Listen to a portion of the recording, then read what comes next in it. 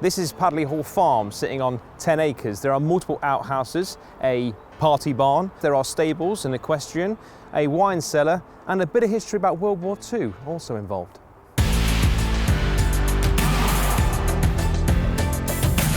So the house was built in the 15th century, around 1480. This door is either as old as the house or even older. It's also seen quite a few well-known historical figures over the years. D.H. Lawrence, Oliver Cromwell, Henry VIII probably. Although I doubt this was a place for his wives, more for the mistresses.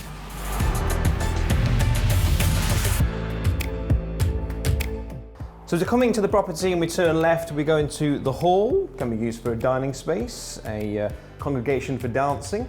There's also an open fireplace, and behind there's a chimney breast with a little bit of history. And off to this side is the living room. This room gives you an opening to the understanding of the age of the property, with the exposed beams and the 15th century windows with that homely fireplace. So from the hall, we get into the rear corridor. We've got access in here to the larder, the cellar, the downstairs toilet and the utility, and then straight behind you, the kitchen. Of course, a kitchen in a manor house isn't complete without a stable door. It's not original. Having said that, but all the appliances, all the amenities, including a wine fridge and a wine rack.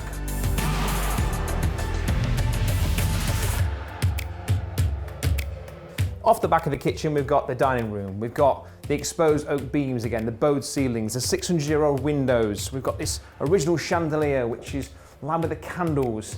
And to top it all off, Mike Tyson's shorts. Back through the kitchen, down the rear corridor, we come to the larder.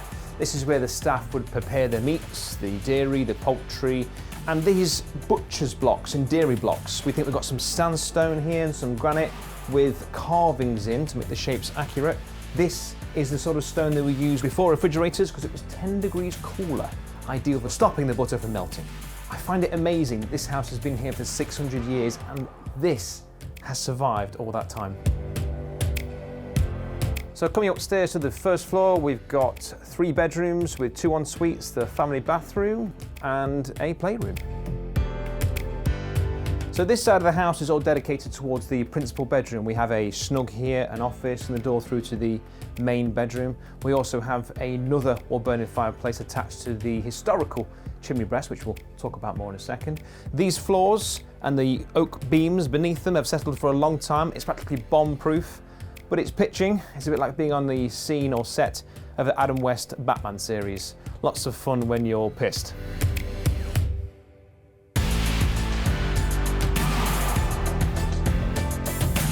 So we come into the principal main bedroom. We've got the dual aspect windows, very much back in fashion today.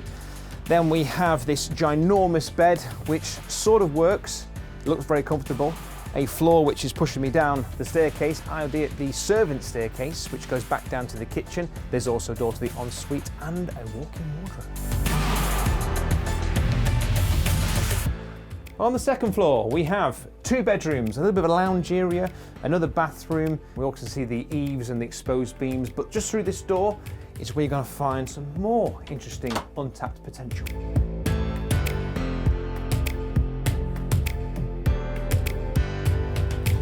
So I said there was more to this house and this chimney breast than met the eye. All the flues from all the fireplace join into this pillar of the property. But around the year of 1588, 2 priests were found hiding in the soot-filled crevices of the chimney breast. They were obviously dragged out, hung, drawn and quartered somewhere in Derbyshire, as you do. But when I talk about history, it's quite a bit.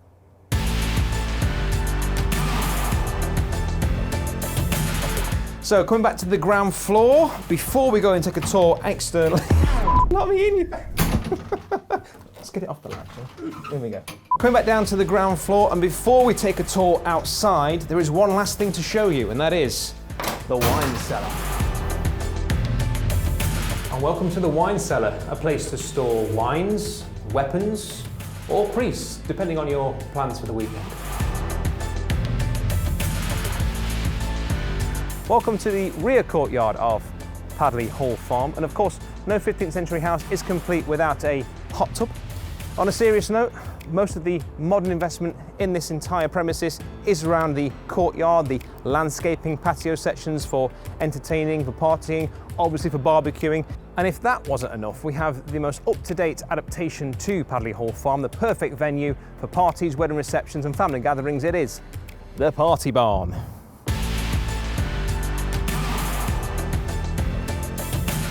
It's a perfect entertaining space. We've got the split levels, the new stone that's just gone down, lighting that matches the sound and timing of the music, banging speakers, projector. Of course, you'll munch on Nobby's nuts. And if you really fancy a good old chin wag, well, here I am to serve you with a nice beverage.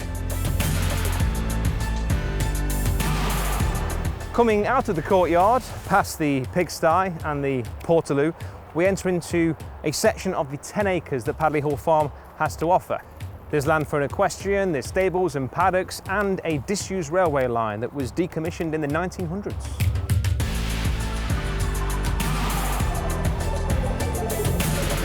These stones are the last remaining sections of the disused railway line. An interesting bit of history here. During World War II, prisoners of war, as in Hermann Göring's Luftwaffe crew, were sent here to work the farm and muck out the stables. That's just astonishing.